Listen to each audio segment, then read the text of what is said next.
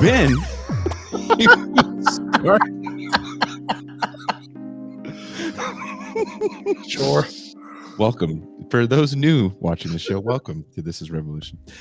Ben, you start your article off discussing New York Congresswoman Claudia Tenney. Yes. She is introducing an act that will stop referring to the West Bank and Gaza as the West Bank, the occupied West Bank, and call it Judea and Samaria.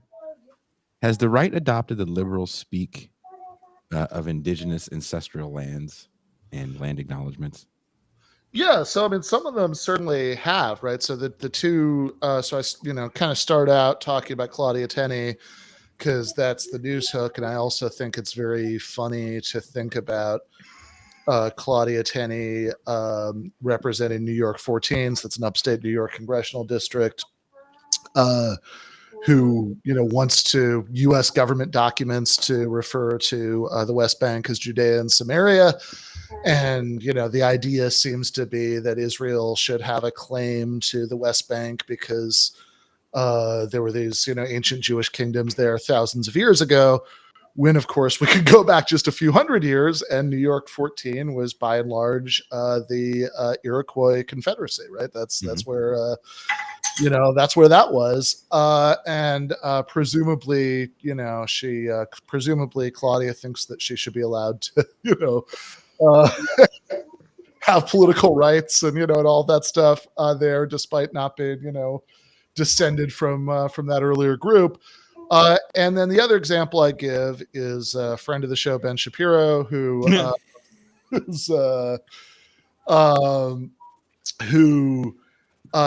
recently was at the Cambridge Union and argued with the students there. It's Ben Shapiro's favorite thing to do is argue with college students, undergraduates. But in this case, he was doing it at a fancy setting at the Cambridge Union, and there's part of that where he he was talking about the left and decolonization, all that. He said, look, Israel should be the ultimate example of decolonization in world history, a native population returned after all this time. And yet people don't see it that way.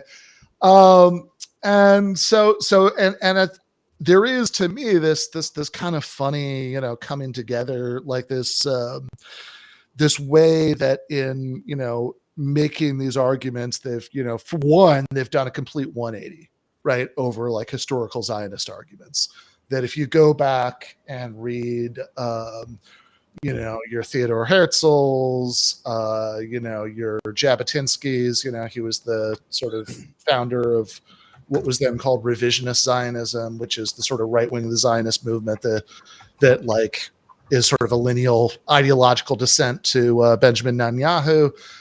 These people, would just write all this stuff about, we're bringing like, European civilization in this savage place.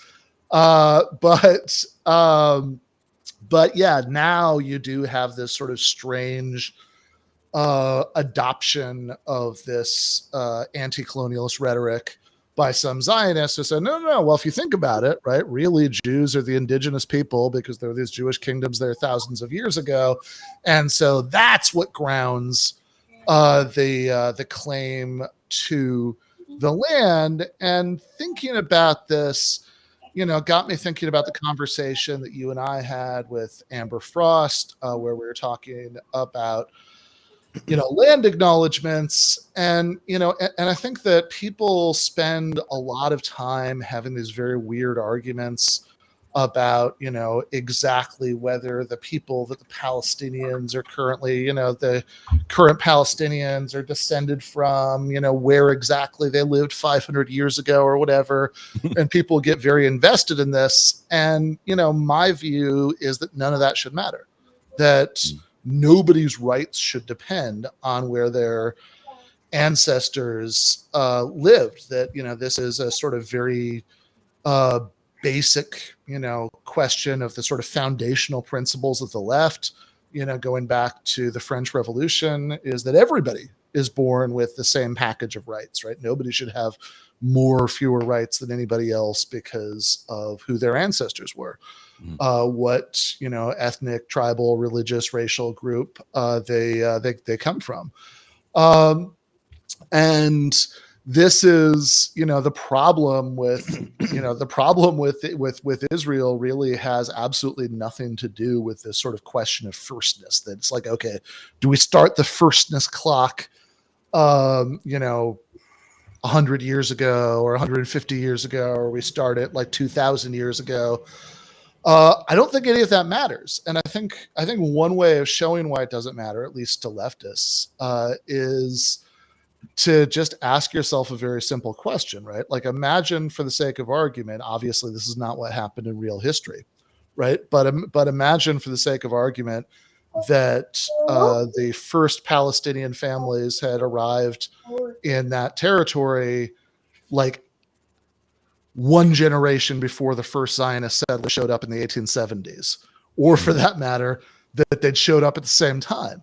Would anything that has happened since then be any more just or okay if that were the case, right? If you imagine, Palestinians having showed up from other Arab countries in the 1870s at the same time as the first wave of Zionist settlers, would it then have been okay to ethnically cleanse them from big parts of the country in 1948 during the war that created Israel? Would it be okay to then deny those refugees the right of return? Would it be okay to absorb the West Bank into Israel for every legal and practical purpose, except for giving people their citizenship, and relocate Israeli citizens there and give them all the rights that other Israelis have, while continuing to deny those rights to Palestinians there? It seems to me that all of those would be equally objectionable in that scenario, and that there is something, and I know this is what pissed off certain segments of left Twitter and certain kinds of left academics when the article came out, but I think that the idea that like particular ethnicities have like innate genetic connections to certain pieces of land is a very fundamentally reactionary idea, and that this is something that should just be rejected outright. So you don't believe Jews run Hollywood? I'm not at privilege. I'm not at liberty to disclose that. But you did relocate to your ancestral land. Yeah, exactly. I recently made Aaliyah to Hollywood, so to live in LA. So yeah, I'm actually okay with that one. But Yeah, otherwise, I saw your executive producer credit on that Emma Stone film. So at that point, I'm like, oh, I see. Back to his roots. Gene, did you want to add to that? No, I mean, like, I thought the reaction of certain elements of left Twitter to Ben's article was a little bit hysterical. People like to one-up each other and stuff like that. So we can put this kind of stuff aside. But the fact that people got so angry about it does speak to a fact that, we can use terms like settler colonialism as a paradigm for understanding the creation of the state of Israel. We can talk about settlers in a historical sense.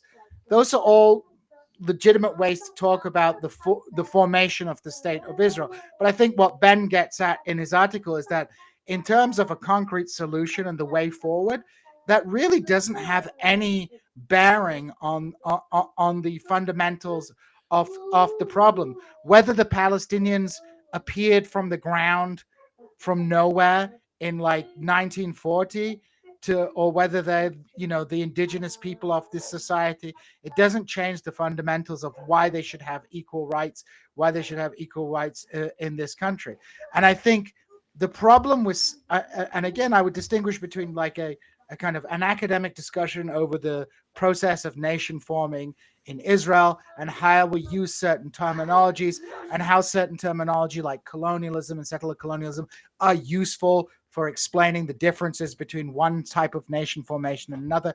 That's all fine.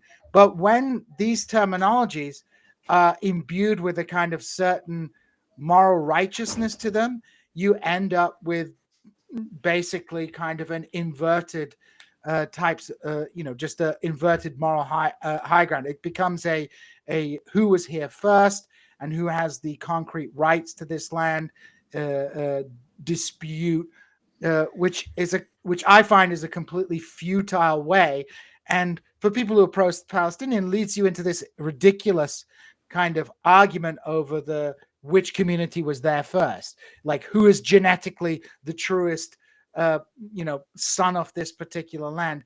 And I feel that is a completely pointless political argument, and the left not only shouldn't engage it, but should actually actively avoid that kind of discussion. And I think back to something my dad told me years ago when he was a student in Baghdad.